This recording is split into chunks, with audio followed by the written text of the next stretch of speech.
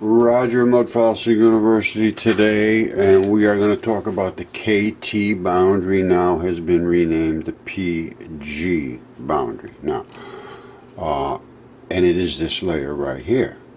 Now, originally it was the Cretaceous Tertiary boundary, and it was where everything was supposedly killed off by an impact from the Chicxulub crater. Now, it's a clay layer, and it is kaolinite, which is clay. I will speak about that shortly. It is over the top of coal, and we can see what this looks like. Coal, and we can see what this looks like above. The iridium concentration is in this layer, and they're calling this impact layer Smectite. Then we go up to mudstone, and we see all the colors and so forth above this iridium layer. Now, let's talk about what we do see using mud fossil eyes. This is creatures' bodily fluids, and that is what comes out from the red FeO3 blood, and this is from the black FeO2 ferrous oxide blood, and coal will collect in these seams, which is the remnants of cells. Alright, that is cell linings. That's what coal happens. As the organic stuff gets all the way away from it, they end up with cell linings, and any cell lining is a bilipid layer. It's all hydrocarbons, and that's what ends up creating the coal. Now we have the clay layer, kaolinate. Kaolin clays are skin. That is skin. And it comes in skin colors. There's 4 different colors, and I'll show you that in a minute. Then we have the impact layer of Smectite. We're going to look at that in a minute. Then we have some more coal, which we just talked about. Then we have shown this is where the iridium concentration is. Now, why is iridium there? We'll talk about that. Then we have mudstone, and we know about the mud fossils. We know about these colors. We know about what's going on here, if you know with mud fossil eyes. Now, let's talk about kaolin. Now, that clay is skin, and this is the different colors. You add them all together, you end up with gray clay. These are the finest of fine skin powders, and they make fine china. And I will show you where that comes from. Alright, there's kaolin clay with some red blood in it. That's how fine kaolin clay is, and now I'm going to show you where it does come from. You see that? It comes from skin cells. It's kaolin clay, extremely fine clay, the finest. And that's kaolin clay, and those are hairs. And that's the red FeO3 blood, and that's the black FeO2, and that's kaolin clay. That is hair construction. So now we talked about the coal, we talked about the kaolin clay, which I'm saying is the skin cells. We just saw its skin. It eroded from the creatures that were drowned in the flood, and that is the skin layer. It's like a gigantic bathtub ring around the world, because the entire world was flooded with salt water. They washed the skin cells, mostly, and the rest of the stuff too, but mostly for sure the skin cells, which contain that kaolin clay. It filtered down here and made this layer. Additionally, we show Smectite. Let's look at what that is, and then we're also going to talk about how could iridium get there. We know the mudstone is from creatures' bodies. That's flesh.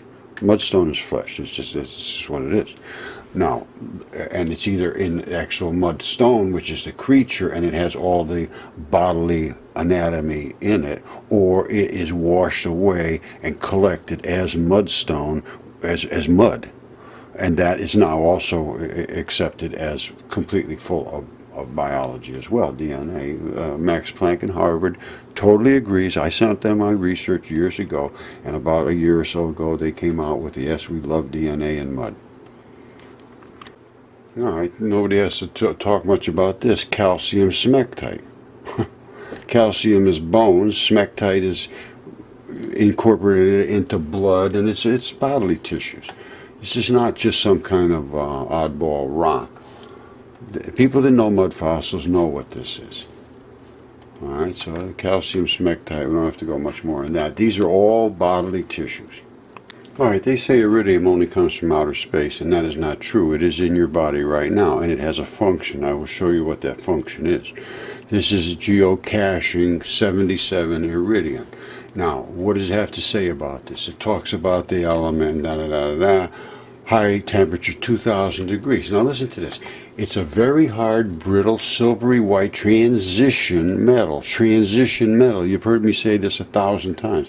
It's in the platinum family. Iridium is the second densest element after osmium and is the most corrosion resistant metal. Big deal. What's that about?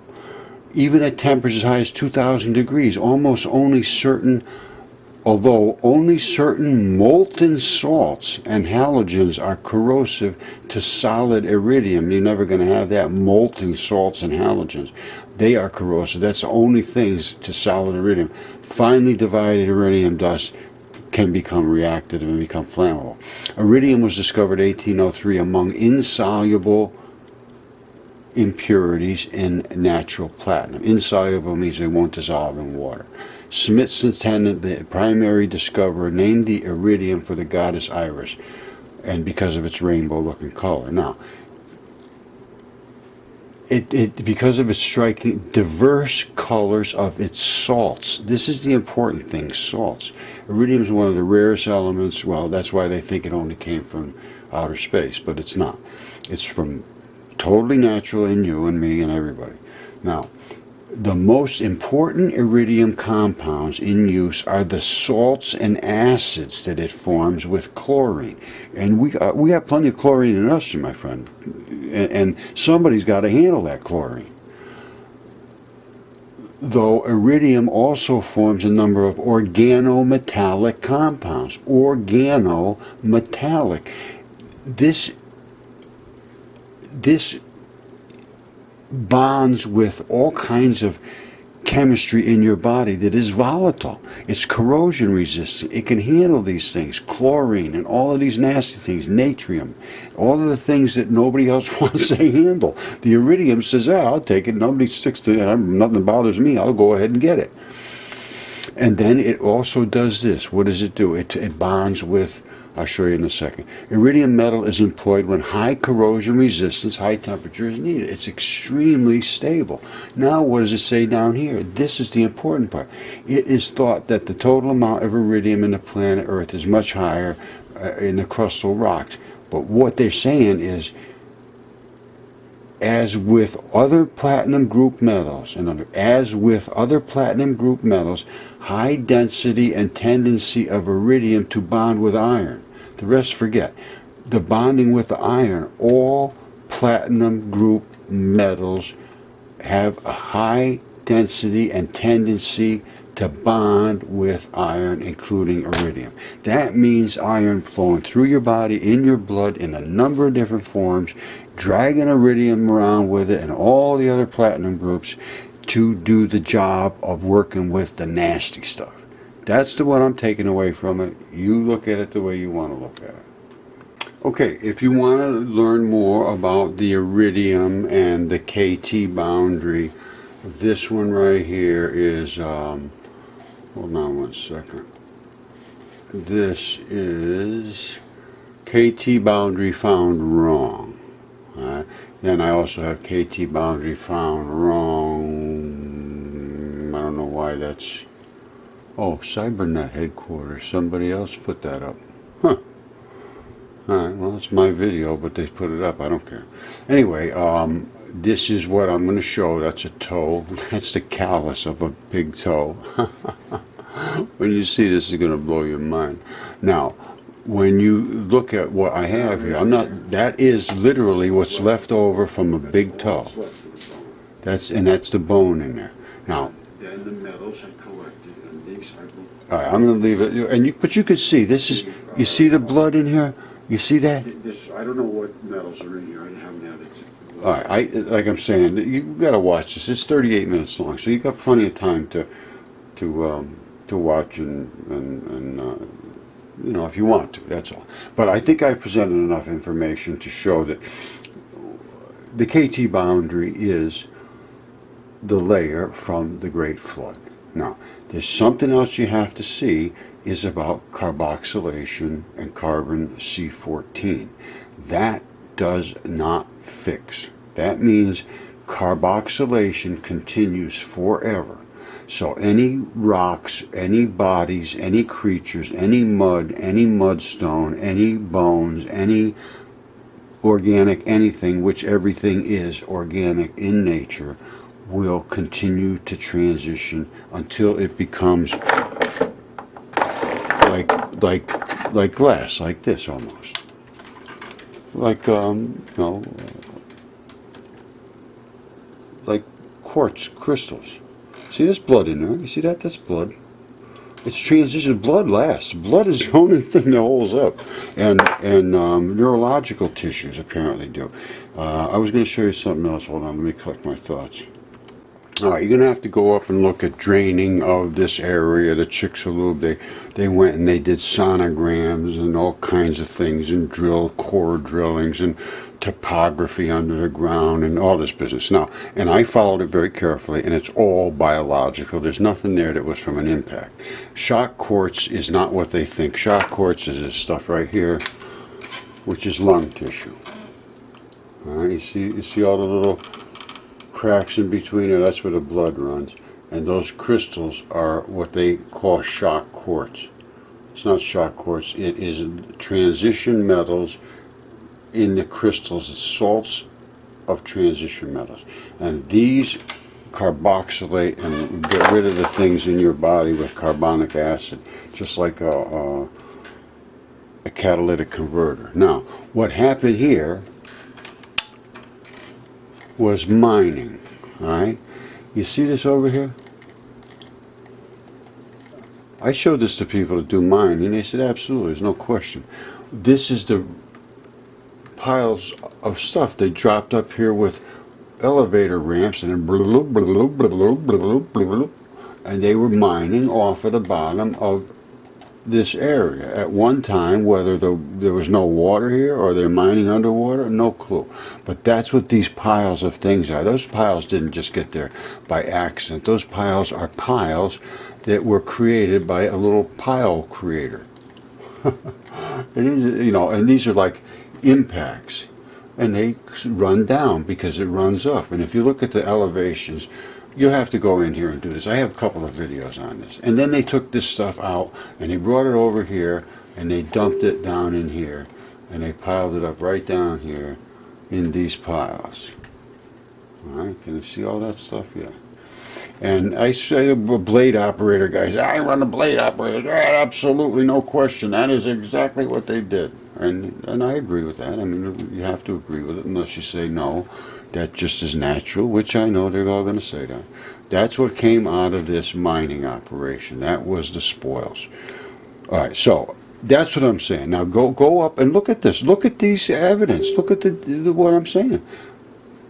And if you look at what came out of here, and you know mud fossils, it came out all the same stuff that is in the mud fossils, the same colors, the red and the black and the tendinous material and all the fibers running through it, different layers. I closed the case on this one. KT boundary was the Great Flood. Oh, that's right. I wanted to show you carboxylation. Hold on. Okay, once again, C14 is flawed, and that can be tested, no question whatsoever. C14 shown unreliable in recent carboxylation studies, no question whatsoever. And if you come up here and look at this, you will understand why I make these statements. C14 dating is never, ever, ever, ever going to work. And that's why this heart is so perfectly colored in its coloration right, here. Her name is a C14. Okay, I mean, you can watch this one. It's 10 minutes, and it goes deep into this. But in order for this to transition into these colors, that did not happen instantaneously. It happened because carbon never fixes, and organic tissues never stop transitioning. if you want to learn about it, just learn about it. I've gone over it so many times. It's starting to get old for me, my friends. And it's time for people to start looking. I can't keep drilling this into people's heads. I can't do it. You know, I'm trying. I'm not going to stop. Don't get me wrong. Don't just keep saying, oh, no, don't stop. I'm not going to stop. But you know, I feel like I'm banging against a wall. It just never ends. I mean, when I was a kid, I'm not kidding, this is true. We had a bad septic system. My father lays out a septic system, and he says, you dig it up. And I forget, he was going to pay me $5 or something. It was ridiculously small. Not bad, it's all right. It's just a kid. So I'm digging. Every day I'm going out digging, and I'm thinking I'm never getting anywhere. Well, you know what my father did? He moved. He moved the things every night. He moved it.